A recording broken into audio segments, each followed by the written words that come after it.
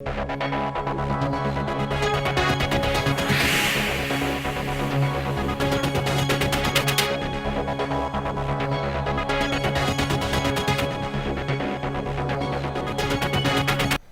ਨੇ 2 ਅਜਿਹੇ ਠੱਗਾਂ ਨੂੰ ਕਾਬੂ ਕੀਤਾ ਹੈ ਜੋ ਸਰਕਾਰੀ ਵਿਭਾਗਾਂ ਦੇ ਫਰਜ਼ੀ ਲੋਗੋ ਅਤੇ ਆਈਡੀ ਬਣਾ ਕੇ ਲੋਕਾਂ ਨਾਲ ਧੋਖਾਧੜੀ ਕਰਦੇ ਸਨ। ਪੁਲਿਸ ਨੇ ਦੋਸ਼ੀਆਂ ਦੇ ਕਬਜ਼ੇ ਵਿੱਚੋਂ 2 ਮੋਬਾਈਲ ਫੋਨ ਬਰਾਮਦ ਕੀਤੇ ਹਨ। ਪ੍ਰੈਸ ਕਾਨਫਰੰਸ ਕਰਦਿਆਂ ਜਸਕਰਨ ਸਿੰਘ ਤੇਜਾ ਜੁਆਇੰਟ ਸੀਪੀ ਦਿਹਾਤੀ ਲੁਧਿਆਣਾ ਦਾ ਕਹਿਣਾ ਹੈ ਕਿ ਇਹ ਦੋਨੋਂ ਹੀ ਦੋਸ਼ੀ ਸਰਕਾਰੀ ਵਿਭਾਗਾਂ ਦੇ ਫਰਜ਼ੀ ਲੋਗੋ ਤੇ ਆਈਡੀ ਬਣਾ ਕੇ ਲੋਕਾਂ ਨੂੰ ਡਰਾ ਧਮਕਾ ਕੇ ਉਹਨਾਂ ਕੋਲੋਂ ਪੈਸੇ ਵਸੂਲਦੇ ਸਨ। ਇਸ ਤਰ੍ਹਾਂ ਇਹ ਲੋਕਾਂ ਦੇ ਨਾਲ ਧੋਖਾਧੜੀ ਕਰਦੇ ਸਨ। ਦੋਸ਼ੀਆਂ ਦੀ ਪਹਿਚਾਣ ਗੋਪੀ ਚੰਦ ਉਰਫ ਮਾਨਵ ਅਤੇ ਅਮਰੀਕ ਸਿੰਘ ਦੇ ਰੂਪ ਵਿੱਚ ਹੋਈ ਹੈ। ਉਹਨੇ ਦੱਸਿਆ ਵੀ ਇੱਕ ਗੈਂਗ ਹੈ ਜਿਨ੍ਹਾਂ ਨੇ ਮੇਰੇ ਕੋਲੋਂ 11,45,000 ਰੁਪਇਆ ਜਿਹੜਾ ਉਹ ਠੱਗ ਲਿਆ, ਜਿਸ ਦੇ ਕੁਝ ਜਿਹੜੇ ਪੈਸੇ ਆ ਉਹਨੇ 5 ਤੋਂ 6 ਲੱਖ ਰੁਪਏ ਉਹਨਾਂ ਦੇ ਅਕਾਊਂਟ 'ਚ ਪਾਇਆ ਅਤੇ ਬਾਕੀ ਜਿਹੜਾ ਉਹ ਕਰੀਬ 4 ਮਹੀਨੇ ਦੇ ਅਰਸੇ ਦੇ ਵਿੱਚ ਬਾਕੀ ਪੈਸੇ ਉਹ ਕੈਸ਼ ਲੈ ਚੁੱਕੇ। ਤਾਂ ਫਿਰ ਉਹਦੀ ਜਿਹੜੀ ਹੈ ਬਹੁਤ ਅੱਛੇ ਤਰੀਕੇ ਨਾਲ ਪੜਤਾਲ ਕੀਤੀ। ਉਹਦੇ ਵਿੱਚ 2 ਵਿਅਕਤੀਆਂ ਨੂੰ ਗ੍ਰਿਫਤਾਰ ਕੀਤਾ ਹੈ, ਜਿਹਦੇ ਵਿੱਚ ਇੱਕ ਗੋਪੀ ਚੰਦ ਉਰਫ ਮਾਨਵ ਉਰਫ ਮਨੂ ਜਿਸ ਦੀ 32 ਸਾਲ ਉਮਰ ਹੈ ਅਤੇ ਇੱਕ ਅਮਰੀਕ ਸਿੰਘ ਹੈ ਜਿਹਦੀ ਉਮਰ 45 ਸਾਲ ਹੈ। 2 ਬੰਦਿਆਂ ਨੂੰ ਗ੍ਰਿਫਤਾਰ ਕਰਕੇ ਫਿਰ ਥੋਰਲੀ ਜਿਹੜਾ ਇਨਵੈਸਟੀਗੇਟ ਕੀਤਾ ਹੈ, ਜਿਸ ਦੇ ਵਿੱਚ ਇਹ ਵਿਅਕਤੀ ਜਿਹੜੇ ਇਹਨਾਂ ਦੇ ਵਿੱਚ ਜਿਹੜਾ ਕਿੰਗ ਪਿਨ ਹੈ ਉਹ ਗੋਪੀ ਚੰਦ ਉਰਫ ਮਨੂ ਹੈ। ਇਹਨਾਂ ਨੇ ਫਿਰ ਗਲਤ ਜਿਹੜੀਆਂ ਆਈਡੀਆਂ ਬਣਾ ਕੇ ਜਿਵੇਂ ਕਿ ਇਨਕਮ ਟੈਕਸ ਡਿਪਾਰਟਮੈਂਟ ਦੀਆਂ ਅਤੇ ਸੀਨੀਅਰ ਪੁਲਿਸ ਆਫਿਸਰਸ ਦੀਆਂ ਅਤੇ ਪਲੱਸ ਜੁਡੀਸ਼ਰੀ ਦੇ ਕੁਝ ਆਫਿਸਰਸ ਦੀਆਂ ਵਟਸਐਪ 'ਤੇ ਈਮੇਲ ਆਈਡੀਆਂ ਜਿਹੜੀਆਂ ਬਣਾ ਕੇ ਉਸ ਤਰੀਕੇ ਨਾਲ, ਕਿਉਂਕਿ ਇਹ ਜਿਹੜਾ ਵਿਕਟਮ ਹੈ ਇਹਨੂੰ ਇੱਕ ਬੈਂਕ ਲੋਨ ਲੈਣਾ ਸੀ, ਇਹਨੇ ਬੈਂਕ ਲੋਨ ਦਾ ਝਾਂਸਾ ਦੇ ਕੇ ਇਹਨੂੰ 97 ਲੱਖ ਰੁਪਏ ਦਾ ਜਿਹੜਾ ਮਤਲਬ ਵਟਸਐਪ 'ਤੇ ਆ ਮੇਲ ਤੋਂ ਜਿਹੜਾ ਗਲਤ ਤਰੀਕੇ ਦੇ ਨਾਲ ਐਪਲੀਕੇਸ਼ਨ ਡਰਾਫਟ ਕਰਕੇ ਜਿਹੜਾ ਇਹਨੂੰ ਮੈਸੇਜ ਕਰਕੇ ਗੁੰਮਰਾਹ ਕਰਕੇ 97 ਲੱਖ ਰੁਪਇਆ ਨੂੰ ਇਹ ਜਤਾਤਾ ਵੀ ਤੇਰੇ ਅਕਾਊਂਟ ਦੇ ਵਿੱਚ ਜਿਹੜਾ ਮੈਂ 97 ਲੱਖ ਰੁਪਇਆ ਲੋਨ ਕਰਾ ਕੇ ਪਵਾਤਾ, ਬਟ ਉਹ ਸਾਰਾ ਫੇਕ ਸੀ। ਜਦੋਂ ਇਸ ਗੱਲ ਨੂੰ ਉਹਨੂੰ ਪਤਾ ਲੱਗਾ 97 ਲੱਖ ਹੈ, ਫਿਰ ਤੋਂ ਉਹਦੀ ਹਿਵਸ ਦੇ ਵਿੱਚ ਹੀ ਜਿਹੜਾ ਉਹਨੂੰ ਡਰਾ ਕੇ ਵੀ 97 ਲੱਖ ਰੁਪਏ ਦੇ ਵਿੱਚ ਇਨਕਮ ਟੈਕਸ ਅਫਸਰ ਨੂੰ ਵੀ ਪਤਾ ਲੱਗ ਗਿਆ, ਪੁਲਿਸ ਅਫਸਰ ਨੂੰ ਵੀ ਪਤਾ ਲੱਗ ਗਿਆ, ਇਹ ਹੁਣ ਜੁਡੀਸ਼ਰੀ ਕੋਲ ਵੀ ਮਸਲਾ ਚਲਾ ਜਾਣਾ ਅਤੇ ਹੁਣ ਤੈਨੂੰ ਇਸ ਗੱਲ 'ਚ ਤੇਰੇ ਖਿਲਾਫ ਮੁਕੱਦਮਾ ਦਰਜ ਹੋ। ਇਸ ਤਰੀਕੇ ਨਾਲ ਡਰਾ ਕੇ ਗਲਤ ਫੇਕ ਆਈਡੀਆਂ ਬਣਾ ਕੇ ਇਸ ਬੰਦੇ ਤੋਂ 11,45,000 ਰੁਪਏ ਦੀ ਜਿਹੜਾ ਇਹਨੇ ਠੱਗੀ ਮਾਰੀ ਸੀ। ਹੁਣ ਇਹਨੂੰ ਗ੍ਰਿਫਤਾਰ ਕਰਕੇ ਦੋਨੋਂ ਬੰਦਿਆਂ ਨੂੰ ਗ੍ਰਿਫਤਾਰ ਕਰ ਲਿਆ। ਇਹਨਾਂ ਕੋਲ ਮੋਬਾਈਲ ਜਿਹੜੇ ਆ ਉਹ ਰਿਕਵਰ ਕਰ ਲਏ ਅਤੇ ਪਲੱਸ ਜਿਹੜਾ ਡਾਟਾ ਹੋਰ ਸਾਰਾ ਮੇਲ ਅਤੇ ਉਹ ਸਾਰਾ ਅਸੀਂ ਡਿਊਰਿੰਗ ਇਨਵੈਸਟੀਗੇਸ਼ਨ ਸਾਰਾ ਲੈ ਰਹੇ ਹਾਂ ਅਤੇ ਅੱਗੇ ਫਰਦਰ ਇਨਵੈਸਟੀਗੇਟ ਕਰ ਰਹੇ ਹਾਂ। ਗੋਪੀ ਚੰਦ ਦਾ ਬੈਕਗ੍ਰਾਉਂਡ ਕੀ ਹਿਸਟਰੀ ਕੀ ਹੈ? ਜਿਹੜਾ ਗੋਪੀ ਚੰਦ ਹੈ ਜੀ ਉਹ 10 ਪੜ੍ਹਿਆ ਹੋਇਆ ਅਤੇ ਟੈਕਸੀ ਚਲਾਉਂਦਾ, ਅਤੇ ਇਹਦੇ ਨਾਲ ਜਿਹੜਾ ਇੱਕ ਜਿਹੜਾ ਅਮਰੀਕ ਸਿੰਘ ਹੈ ਇਹ ਵਿਅਕਤੀ ਮੋਬਾਈਲਾਂ ਦਾ ਦੁਕਾਨ ਹੈ ਅਤੇ ਗੋਪੀ ਚੰਦ 10 ਪੜ੍ਹਿਆ ਹੋਇਆ ਬਟ ਦਿਮਾਗ ਚਾਤਰ ਅਤੇ ਚਲਾਕ ਹੈ ਅਤੇ ਉਹਨੇ ਇਹ ਦੇਖਿਆ ਵੀ IT ਦੇ ਐਕਟ ਦੇ ਮੁਤਾਬਿਕ ਜਿਹੜੀ ਹੈ ਇਸ ਤਰੀਕੇ ਨਾਲ ਮੇਲ ਆਈਡੀਆਂ ਗੂਗਲ ਤੋਂ ਅਤੇ ਜਿਹੜੀਆਂ ਵੋਇਸ ਟਰਾਂਸਲੇਸ਼ਨ ਕਰਨ ਵਾਲੀਆਂ ਹਿੰਦੀ ਟੂ ਪੰਜਾਬੀ ਇੰਗਲਿਸ਼ ਉਹ ਸਾਰੇ ਤਰੀਕੇ ਨਾਲ ਜਿਹੜਾ ਮਤਲਬ ਸਿਸਟਮ ਦਾ ਜਿਹੜਾ ਟੈਕਨੋਲੋਜੀ ਦਾ ਮਿਸਯੂਜ਼ ਕਰਕੇ ਜਿਹੜਾ ਇਹਨੇ ਠੱਗੀ ਮਾਰੀ ਹੈ। ਅਤੇ ਇਹਦੇ ਨਾਲ ਜਿਹੜਾ ਅੱਗੇ ਫਰਦਰ ਅਸੀਂ ਇਹਦੀ ਹੋਰ ਵੀ ਜਿਹੜਾ ਪਰਿਵਾਰਿਕ ਮੈਂਬਰ ਜਿਸ ਦੇ ਵਿੱਚ ਕੁਝ ਅੱਗੇ ਵੀ ਆਏ ਹੋਏ ਨੇ, ਕਈ ਬੰਦਿਆਂ ਨੂੰ ਜਿਹੜਾ ਸੈਕਸ਼ੂਅਲ ਹਰਾਸਮੈਂਟ ਕਰਕੇ ਵੀ ਉਹਨਾਂ ਤੋਂ ਪੈਸੇ ਪਹਿਲੇ ਵੀ ਕੋਈ ਪਰਚਾ ਦਰਜ ਸਰ ਇੱਥੇ ਕੇਸ ਹੈਗਾ? ਇਹਦਾ ਹਜੇ ਪ੍ਰੀਵੀਅਸ ਰਿਕਾਰਡ ਜਿਹੜਾ ਸਾਡੇ ਮੁਤਾਬਿਕ ਨਹੀਂ ਹੈ, ਪਰ ਫਿਰ ਵੀ ਅਸੀਂ ਕਈ ਵਾਰੀ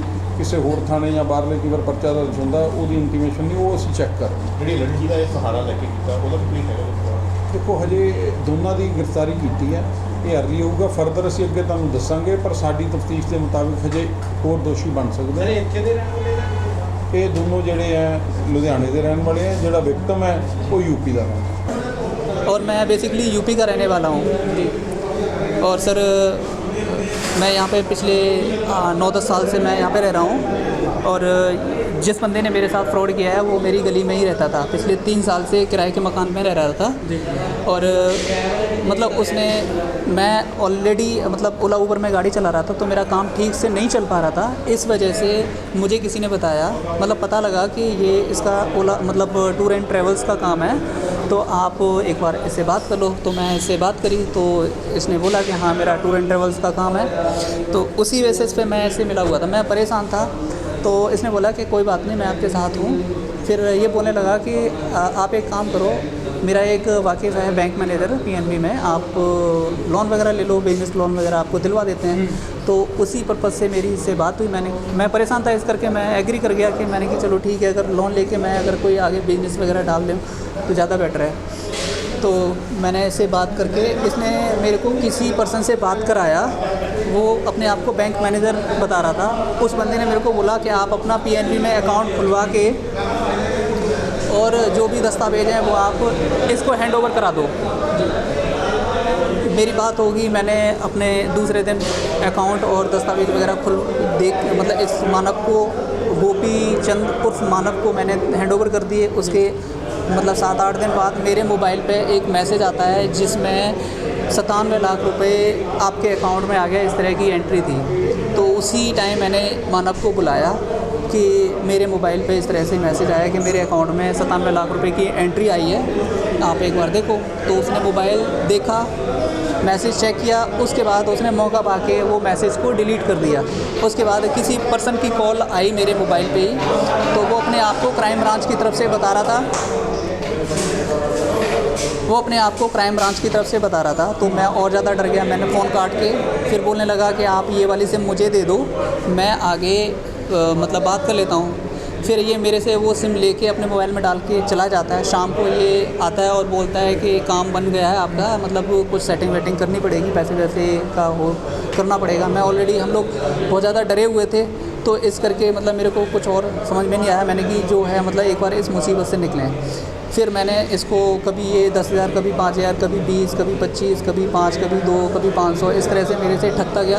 फिर धीरे धीरे करके मतलब कभी संदीप बडेरा के नाम से मेरे को ठगता रहा कि ये हमसे मिले हुए हैं, मतलब ये हमारे सीनियर हैं और मतलब हम लोग पहले कहीं साथ में रहे, या मतलब अपना रिलेशन बहुत अच्छा बना रहा था कि कभी इनकम टैक्स वालों से सेटिंग है, कभी क्राइम ब्रांच वालों से सेटिंग है, कभी पुलिस वालों से सेटिंग है, कभी कोर्ट में, कभी किसी से मतलब ऐसे लोगों की धमकियां दे दे के और हमें डराता रहा और हमसे पैसे लेता रहा। तो आपने कभी इसको गिरफ्तार करवाया?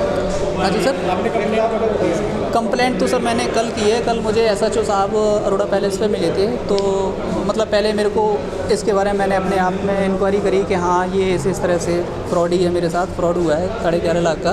तो फिर कल अरोड़ा पैलेस पे मतलब मेरे को SHO साहब मिले थे, तो मैंने अपनी कहानी पूरी उनके सामने रखी। उनने तुरंत एक्शन लिया और शाम तक उसको अरेस्ट कर लिया। आपको क्राइम ब्रांच का बता रहे थे? क्राइम ब्रांच साहब लुधियाना का ही बता रहे थे, लुधियाना क्राइम ब्रांच।